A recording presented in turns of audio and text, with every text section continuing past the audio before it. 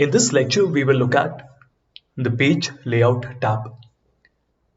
This one is fairly simple. Page layout refers to the way the Excel file appears to the user, and we can also set the way that the page will be printed.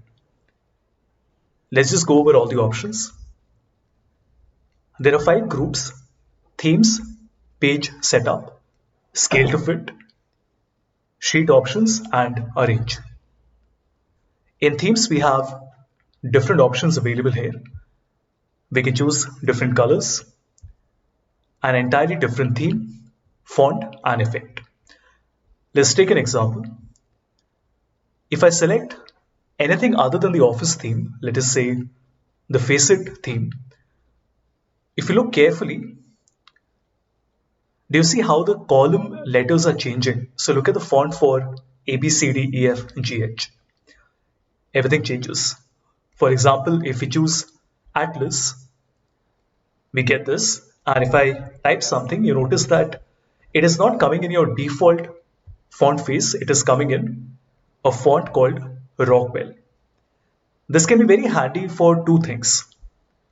Number one, if you want to follow your own brand guidelines and you want to make sure that everything looks exactly how you want it to look, or maybe you want to make an Excel file which is a little different from the typical Excel file that you create. Of course, these can be customized and you can either browse for more themes, which you can download from the internet, or you can even create your own theme. For example, on colors, we can customize the colors that we want. For example, if you select the first one, which is blue, now you would notice that in cell styles, all these colors have changed, which is the themed cell styles. Next, in page layout, we have the page setup. Page setup is only important when you're taking out a printout of your Excel file. For example, in size, we can set it to A4. That would be fairly typical. If you want, you can even choose different types of sizes. For example, maybe you want to have an A3, which is a larger printout. If you notice carefully, there is a dotted line between column N and column O that shows you that this is the part which will be shown on the page, like this. The others are fairly self-explanatory. We have margins, orientation, we have the print area, we have breaks. Background is interesting. In background, we can search for an image. For example, let's say I want to search for office. Simply click on the image and we can basically make a background like this. It doesn't look bad, but there are very few instances where you would actually want to do this. But if this is what you want, it's an easy way of doing this. Let me delete it.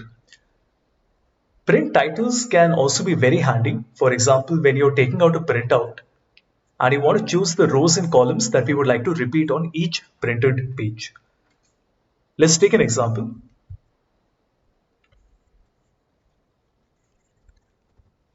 Let me first open an Excel file.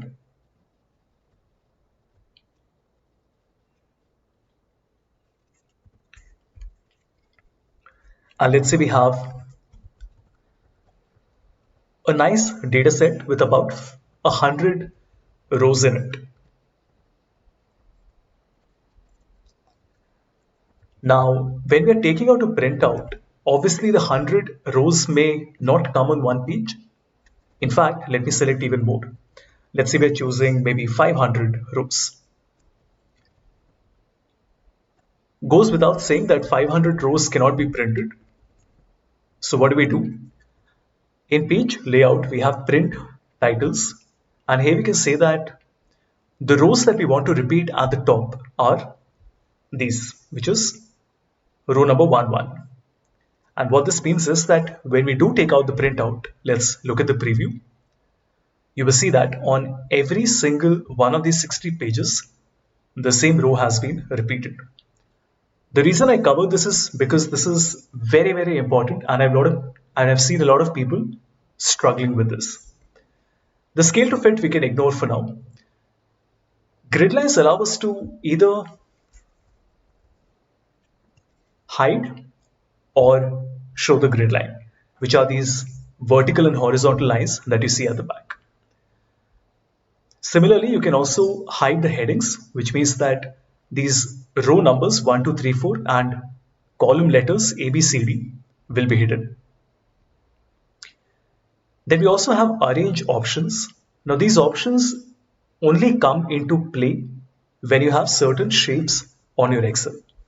So let me draw a few shapes.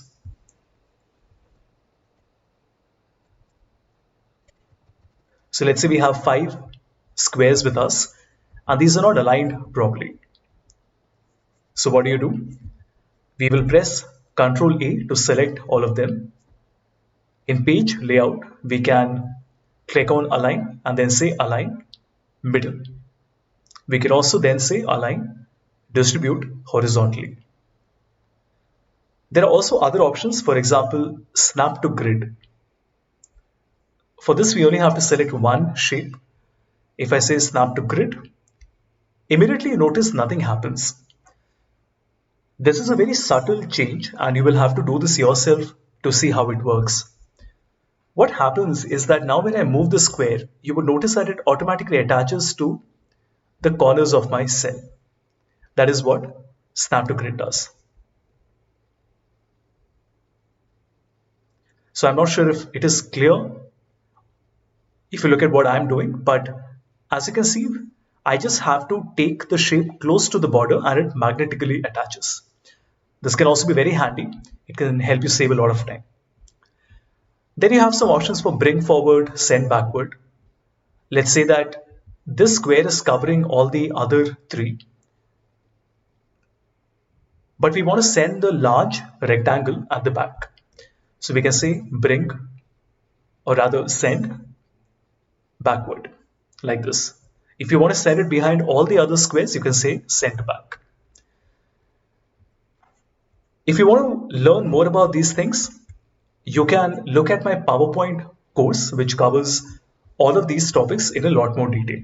How to work with shapes, alignment, and sending backward, bringing forward.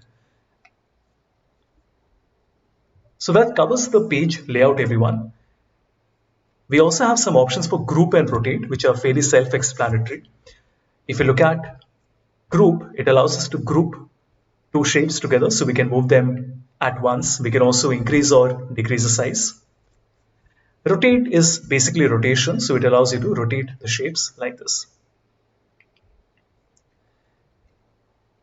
In the next lecture, we will come to one of the most important things for which all of us are going to work on Excel, which is to write formulas.